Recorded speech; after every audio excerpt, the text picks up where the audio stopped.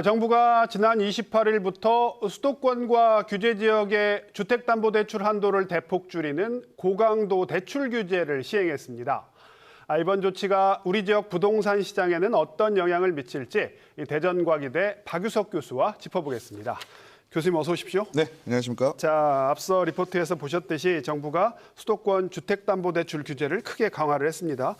대략적인 내용이 소득 상관없이 대출 한도를 6억 원 한도로 제한을 하고요. 자, 6개월 이내 실거주를 또 의무화한 점, 이 점도 사실 좀 눈에 좀 띄거든요. 교수님 먼저 핵심 내용을 좀 짚어주시죠. 네, 지금 정부에서는 이제 가계부채에 대한 관리 방안을 내놓은 건데요. 네. 결국은 가계부채를 조절하겠다는 뜻입니다. 그래서 가계대출 총량을 50% 감축을 하고요. 네, 네. 그리고 어떻게 보면 이제 정책적으로 대출을 해주는 게 있습니다. 네. 보금자리 이런 디딤돈 대출, 네. 이런 부분도 25% 줄이기로 했고요. 네, 네. 그리고 은행에서 자율적으로 하던 대출 관리 체계가 있습니다. 이런 네. 것도 전 금융권으로 확대를 좀 했습니다. 그리고 우리가 뉴스에서 많이 나왔던 주담대 네. 한도 이제 네. 6억으로 좀 제한을 하고요.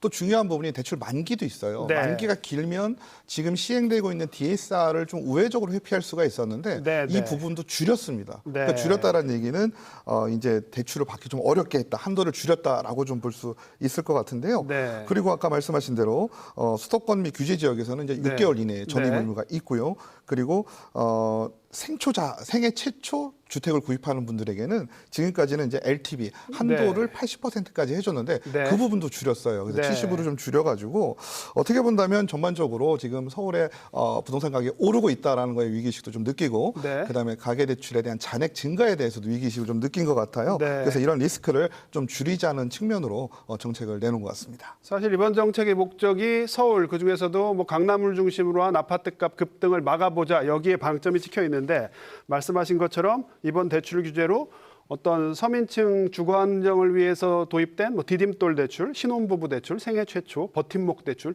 이런 것도 줄었는데 문제는 지방에 계신 분들도 해당이 된다는 점이잖아요. 네, 그렇습니다. 자, 이거 지방 부동산 시장 가뜩이나 얼어붙어 있는데 더 악영향 주는 거 아니냐 이런 우려 나옵니다. 네, 지금 부동산 시장을 좀 생각을 해보면 네. 서울 수도권 중심으로 형성된 부동산 시장과 네. 지역으로 나눌 수 있을 것 같아요. 네. 그렇다면 지금 어떻게 보면 규제 정책을 펼쳤다는 얘기니까 네. 부동산 가격이 상승할 수 있는 지역입니다. 네. 그렇다면 반대로 지역 같은 경우는 지금 부동산 시장이 굉장히 많이 침체가 되어 네. 있어요. 그럼 이런 상황에서는 반대되는 정책이 지역에 나와야 되겠죠. 네. 근데 그럼에도 불구하고 이런 정책 대출, 디딤돌 대출과 같은 네.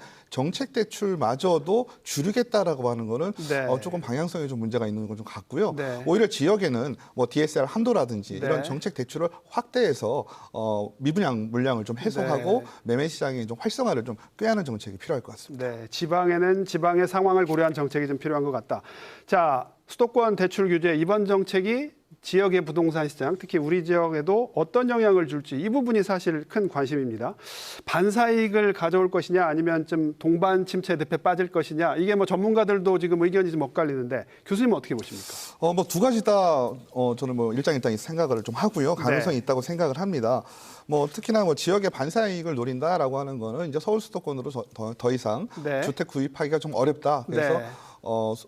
그러니까 주택을 구매하고자 하는 분들 수요자들이 이제 지역으로 퍼질 것이다라는 네. 부분이 될 것이고요. 지방에 똘똘한 한 채를 사겠다 이런 거겠죠? 네, 그리고 동반 침체에 대한 가능성은 뭐냐면 네. 우리가 과거에 부동산 시장이 호황기일 때는 네. 지역도 시장 상황이 좋았습니다. 네, 그러니까 네. 서울에서 서울에서 규제를 하면 지역으로 나가는 이른바 풍선 효과가 좀 네, 나타났죠. 네, 네. 그래서 이런 부분들이 반사이익의 가능성으로 볼 수 있지만 지금 상황으로 볼 때는 네. 그때는 지방의 부동산 시장도 상황이 괜찮았습니다. 네. 근데 지금은 지역 부동산 시장이 너무 안 좋아요. 너무 안 좋다. 그러면 네. 서울 수도권에 계신 분들이 내가 네. 지금 여기서 살 수 없으니까 지역으로 가야겠다는 생각을 갖기가 쉽지 않아 보입니다. 네. 그렇다 본다면 우리가 서울 수도권을 중심으로 해서 부동산 시장이 좀 살아난다라고 할 경우 지역에까지 그 영향이 미칠 수 있다라고 좀 기대를 하는 부분들이 좀 있을 수 있는데 네. 서울 수도권마저 만약에 규제로 인해서 시장이 좀 침체가 된다라고 네. 한다면 지역도 같이 침체 현상이 좀 이어질 수 있는 부분이 있을 수 있겠습니다. 교수님은 동반 침체 가능성이 더 커 보인다. 네네. 특히 다른 지역에서는 이번 대책에 어떤 지방 아파트의 미분양 해소책 이런 것들이 빠져 있잖아요. 그래서 지방 부동산이 더 얼어붙을 수도 있다. 이런 주장도 나오기도 하더라고요. 이 부분도 마찬가지로 보십니까? 예, 저도 그 부분을 지금 아까 말씀드린 바와 네. 같이 이어질 것 같은데 지역에 예를 들어서 지금 미분양 매각이 많이 있습니다. 네. 이런 부분들을 해소한다라고 한다면 오히려 금융 쪽에 대한 규제를 풀어줘야 시장으로 접근이 좀 가능하거든요. 네. 뭐 예를 들면 뭐 DSR, 스트레스 DSR 지금 7월에는 수도권 적용이 되고 있고요. 네. 지역은 12월까지 유예가 됐지만 네. 오히려 이런 부분들에 대한 완화 혹은 완전 배제가 되면 네. 부동산 시장으로 들어가기가 수요자들이 좀 수월합니다. 그래서 네. 이런 차별화된 정책을 지역에 좀 펼쳐야 된다라고 생각을 하고 있습니다. 네. 뭐 다음 질문 드리면 사실 대선 기간 뭐 세종시 지역 부동산 아파트 가격이 뭐 반짝했다가 또 다시 빠졌죠. 마치 뭐 작전주를 보는 것 같다 이런 네네. 얘기도 나왔는데 세종을 제외하고 다른 지역은 사실 대전을 포함해서요. 뭐 거의 뭐 지금 굉장히 침체의 늪에 빠져 있습니다. 그래서 지역 부동산 시장 안정화 대책이 좀 필요하다. 그런 얘기도 나오는데 교수님 어떤 대책이 제일 좀 시급하다고 보십니까? 물론 우리가 부동산 하나만 놓고 봐서 어떤 대책을 내놓는다는 건 좀 일시적일 수밖에 없을 것 네. 같아요. 어쩔 수 없이 지역의 부동산 시장을 살릴 길이 뭐냐라고 물으신다면 네. 구조적인 문제를 들 수밖에 없습니다. 네.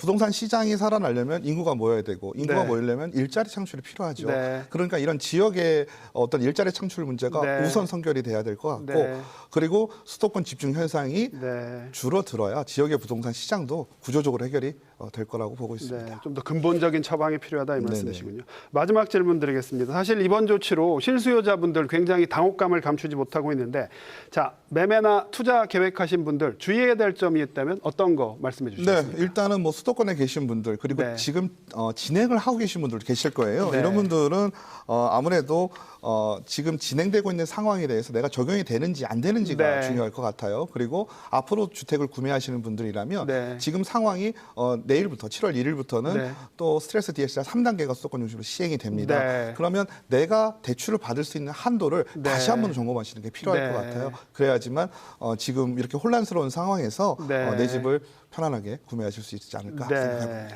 알겠습니다. 교수님 오늘 말씀은 여기까지 듣겠습니다. 고맙습니다. 네, 감사합니다.